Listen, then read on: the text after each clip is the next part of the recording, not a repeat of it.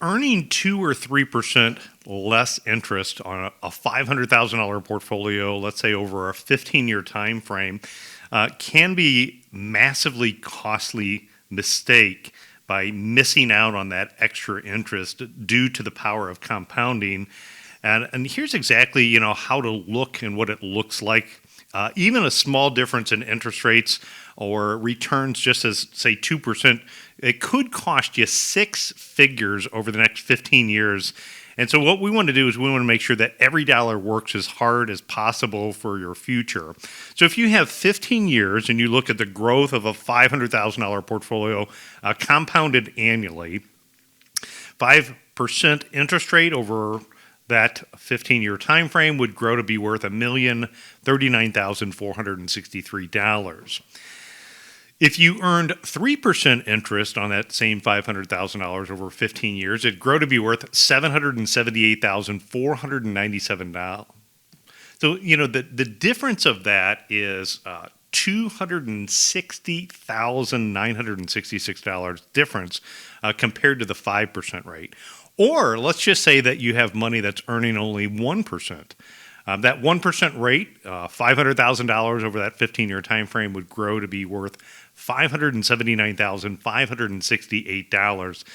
That's a difference of $459,895 compared to that 5% rate. When you're shopping for high fixed rates, whether it's CDs, whether it's multi-year guaranteed annuities, or whether it's bonds, it really it requires more than simply just picking what the highest yield is. You need to really kind of have a good step-by-step approach on how to maximize those returns by taking a look at them. This is another area that is just really impressive with where technology is going.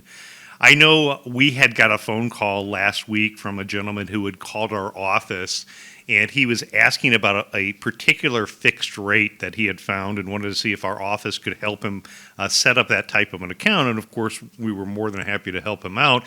But I had to ask him, I said, well, where did you find that rate in particular? Like, how did you find out what that rate was? And he went on to ChatGPT, and he asked in ChatGPT, who has the highest 3-year and 5-year fixed rate annuity and multi-guaranteed annuity. And ChatGPT actually was able to come back, search the internet, and give him some results. So amazing where that technology is going. A word of caution, though, is he did ask about a couple products that ChatGPT had mentioned, and what I explained to him is you got to really kind of read the fine print on that. That one product in particular that offered an extremely high rate, that rate was only good for the first year, meaning that the rate most likely would be substantially less in the following years. It technically was a 7-year contract. So that's a good way to look at them. And I think when you're shopping for fixed rates, what you need to know is what you're shopping for, right? So when you get a CD, it's good really, I think right now for your short-term money that you want to have backed by FDIC insurance. People are typically getting CDs anywhere from 3 to 5 years. Most of the CD rates that I think are out there right now in that 3 to 1 or 2 year time frame tends to be kind of the sweet spot is what you have. In a previous segment, we had talked about what is called a multi-year guaranteed annuity. A multi-year guaranteed annuity is an insurance product. It offers tax-deferred growth, and is typically good for people that are close to or in retirement time. And it usually is for investments that you want to set aside anywhere from, say 3 to 10 years. So if you bought a CD for 1 year, at the end of 1 year when that term matures, you're going to get whatever the current interest rate is that they're offering. So somebody who bought a CD, let's say a year ago today, the rate was higher a year ago on CDs than where rates are today, so now the rates are lower. If you bought a multi-year guarantee, let's just say you bought a 5-year multi-year guarantee, that rate is going to be locked in for that 5-year time frame. So it's going to be something that you're not going to have to worry about the change interest rates over year by year, as long as you locked it in for that multi-year guarantee. The next type of product that you can get with fixed rates is treasuries. With treasuries, those are good really for safety. They're good for liquidity. They're government-backed. You can have those and they range anywhere from 1 to 30 years. And sometimes you can get some benefits like, state tax-free income.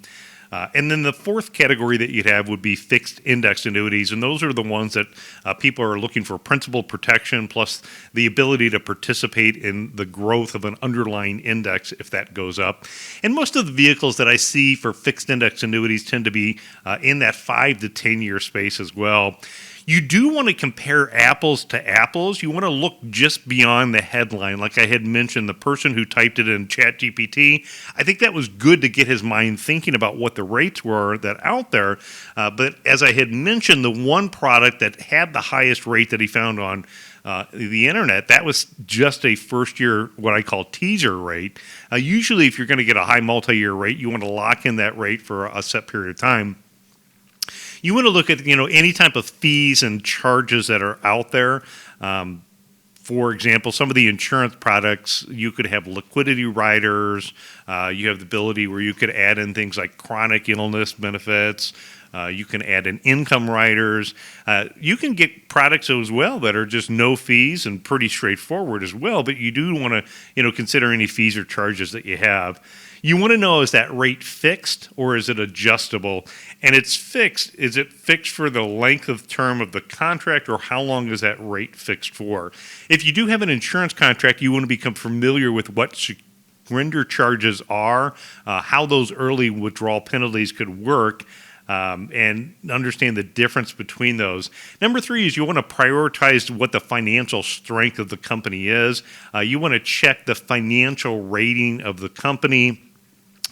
Check it with like AM Best, S&P, and Moody's, looking at the financial health. If you're going to invest in a fixed income like a bond fund, you'd also want to look at the rating that you have as well. So, if you have a bond fund, you can go to a website like Morningstar, and then you can click on portfolio. And on the right-hand side, you'll be able to see kind of like what the allocation is and of A or B rated type bonds. And keep in mind that the lower the rating, they typically pay you higher, but the more risky that investment could be, whether it's a bond or an annuity.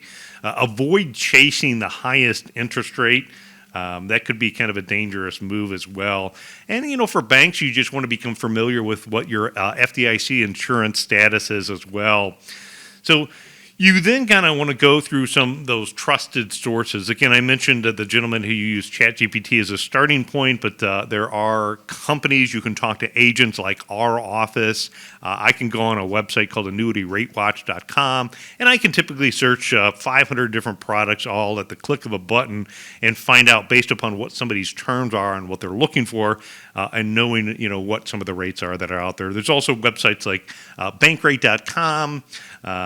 And other different organizations or agents that you can work with where you can get rates. If you're looking for treasury rates, the website is treasury.gov. And then, matching your duration for what your time frame is. So if you have more time, usually you typically get a little higher interest rate if you're willing to put that away for a little bit longer time frame. So make sure you understand what you're getting into. Again, don't chase yields or interest rates blindly. Understand, what the financial product is. Understand what the flexibility is that you need. But again, in our example, high fixed rates can make a massive difference. The difference between a 5% fixed rate or a 1% fixed rate over a 15-year time frame is nearly half of the money difference, growing from $500,000 to over $1 million. To earning only 1%, only growing to $579,568. So put your lazy assets to work. Fixed rates are fantastic right now, and that's how you find high fixed rates.